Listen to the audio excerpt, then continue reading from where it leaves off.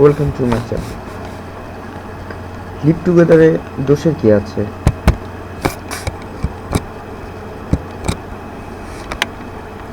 হ্যাঁ, এই কথাই বললেন অনুষ্কা শর্মা তার দেওয়া একটি সাক্ষাৎকারে। অনুষ্কা শর্মার সময়টা বর্তমানে খুব ভালো যাচ্ছে, কারণ তার করা বেশ কিছু ছবি ধারাবাহিকভাবে ব্যবসা সফলতা পেয়েছে। অন্যদিকে বিরাট কোহলির সঙ্গে তার সম্পর্কটাও বেশ জমে উঠেছে আজকাল।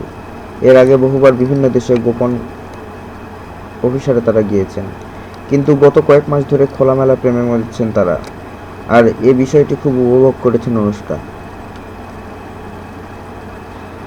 এ বিষয়ে তিনি বলেন, আমি যাকে ভালোবাসি তার কাছাকাছি থাকতে পারাটা কতটা শান্তির সেটা অন্য কেউ জানে না। আমি মনে করি আমার মতো কেউ করে বিরাটও সেটা অনুভব করে, তাই বলেই তো আমাদের সম্পর্কটা এখনো এগোচ্ছে।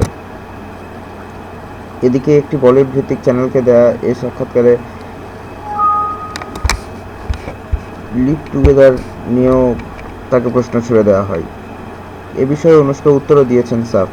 তিনি বলেন, যার সঙ্গে থাকলে ভালো থাকা যায় তার সঙ্গেই তো থাকা উচিত। লিভ টুগেদারে দোষের কি আছে? বিরাটও পরিণত, আমিও।